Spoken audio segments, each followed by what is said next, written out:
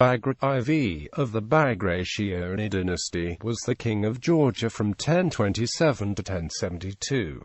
During his long and eventful reign, Bagrat sought to repress the great nobility and to secure Georgia's sovereignty from the Byzantine and Seljuqid empires. In a series of intermingled conflicts, Bagrat succeeded in defeating his most powerful vassals and rivals of the Liparitid family, bringing several feudal enclaves under his control, and reducing the kings of Lorri and Kakheti, as well as the emir of Tbilisi, to vassalage. Like many medieval Caucasian rulers, he bore several Byzantine titles, particularly those of nobelissimos, curopalates, and sebastos.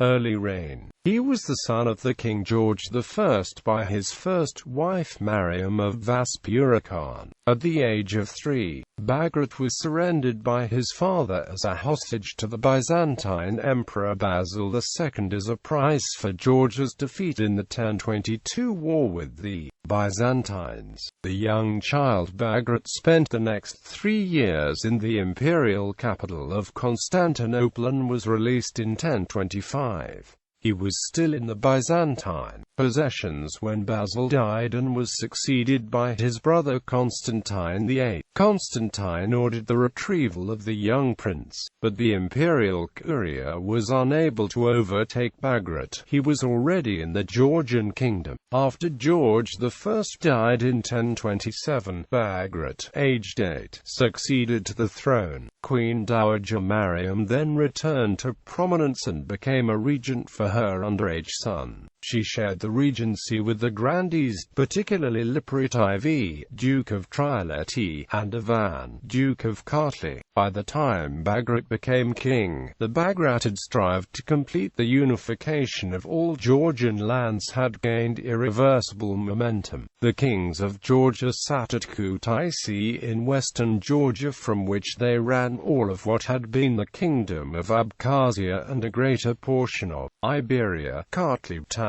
had been lost to the Byzantines while a Muslim emir remained in Tbilisi, and the kings of Kakheti obstinately defended their autonomy in easternmost Georgia. Furthermore, the loyalty of great nobles to the Georgian crown was far from stable. During Bagrat's minority, the regency had advanced the positions of the high nobility, whose influence he subsequently tried to limit when he assumed full ruling powers. Simultaneously, the Georgian crown was confronted with two formidable external foes, the Byzantine Empire and the resurgent Seljuk Turks. Although the Byzantine Empire in Georgia had centuries-long cultural and religious ties, and the Seljuks posed a substantial threat to the empire itself, Constantinople's aggressiveness on the Caucasian political scene contributed to an atmosphere of distrust and recrimination, and prevented the two Christian nations from effective cooperation against the common threat, with assertion of the Georgian Bagratid hegemony in the Caucasus being the cornerstone of Bagrat's reign. His policy can be understood as the attempt to play the Seljuks and Byzantines off against one another. Dynastic wars. Shortly after Bagrat's ascension to the throne, Constantine VIII sent in an army to take over the key city fortress of Artanuji on behalf of the Georgian Bagratid prince Dmitry, son of Gurgen of Klarjeti, who had been dispossessed by Bagrat IV's grandfather, Bagrat III, of his patrimonial fief at Artanuji early in the 1010s. Several Georgian nobles defected to the Byzantines, but Bagrat's loyal subjects put up a stubborn fight. Constantine's death in 1028 rendered the Byzantine invasion abortive, and, in 1030, the Queen Mariam paid a visit to the new Emperor Romanos III. She negotiated a peace treaty, and returned with the High Byzantine title of curopalates for his son in 1032. Mariam also brought him a Byzantine princess Helena as wife. Helena was a daughter of Basil Argyris, brother of the Emperor Romanos, and the marriage was a diplomatic effort to establish a strategic association. However, Helena's death shortly afterwards at Kutaisi presented the Georgian court with the opportunity to pursue yet another diplomatic initiative through Bagrat's marriage with Borena, daughter of the king of Alania, a Christian country in the North Caucasus. In 1033, the royal court faced another dynastic trouble, this time with Bagrat's half-brother Dmitry, a son of George I of his second marriage with Alda of Alania. Dmitry and Alda lived in Anacopia, a fortress in Abkhazia, which had been bequeathed to them by the late King George I.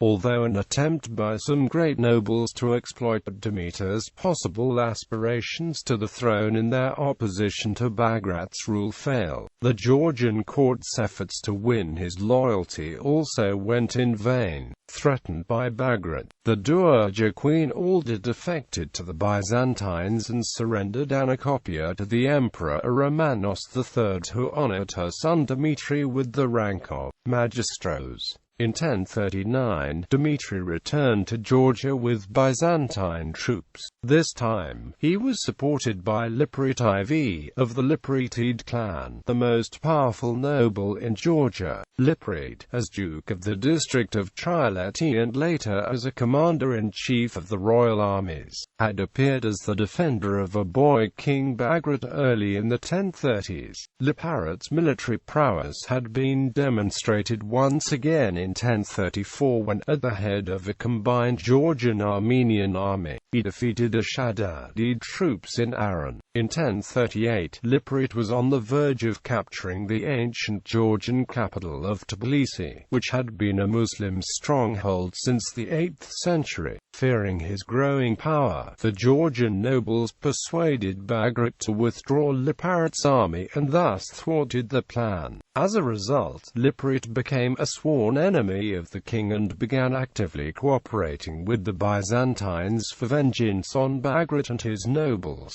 On behalf of the pretender Dmitry, Liparit enjoyed a series of successes against Bagrat. In spite of Dmitry's death in 1042, Liparit continued his struggle in alliance with the Byzantines and David I of Lorri. After the defeat at Sajreti, Bagrat was left with the western provinces only. During the Seljuk campaigns in Anatolia in 1048, Liparit, who had been fighting on the Byzantine side, was captured at the Battle of Kapetro. Bagrat took advantage of this and returned to his eastern possessions. The king's fortunes were quickly reversed, however, upon Liparit's return from captivity. The rebellious duke forced Bagrat to flee to Constantinople, where he was kept, as a result of Liparit's intrigues, for 3 years. In the absence of Bagrat, Liparit was an effective ruler of Georgia. He even installed Bagrat's son George as king and declared himself a regent. After Bagrat's return, Liparit again warred against him. Eventually in 1060 his followers conspired and surrendered the duke to King Bagrat, who forced him into a monastery. Now, Bagrat gained a momentum to restrict the power of dynastic princes, reduced the kings of Lorri and Kakheti to impotence, and briefly held Tbilisi.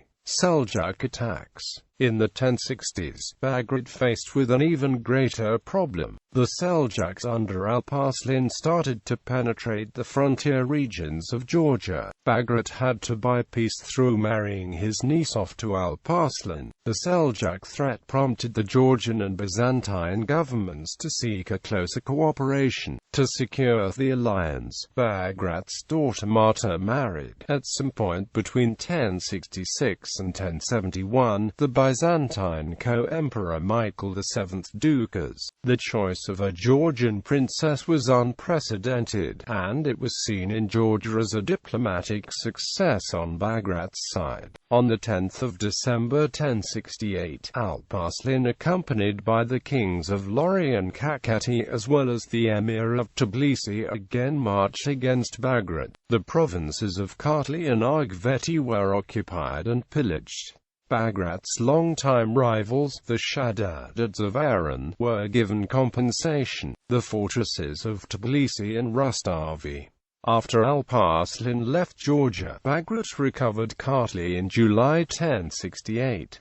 Al-Fadl Muhammad of the Shaddadids encamped at Izani and with 33,000 men ravaged the countryside. Bagrat defeated him, however, and forced the Shaddadid troops to flight. On the road through Kakheti, Fadl was taken prisoner by the local ruler Afsatin, at the price of conceding several fortresses on the Arin River. Bagrat ransomed Fadl and received from him the surrender of Tbilisi, where he reinstated a local emir on the terms of vassalage. The last years of Bagrat's reign coincided with what Professor David Marshall Lang described as the final debacle of Eastern Christendom, the Battle of Manzikert, in which Alp-Arslan dealt a crushing defeat to the Byzantine army, capturing the emperor Romanos IV, who soon died in misery. Bagrat IV died the following year, on 24 November 1072, and was buried at the Shkondidi monastery. The suzerainty over the troubled kingdom of Georgia passed to his son George II.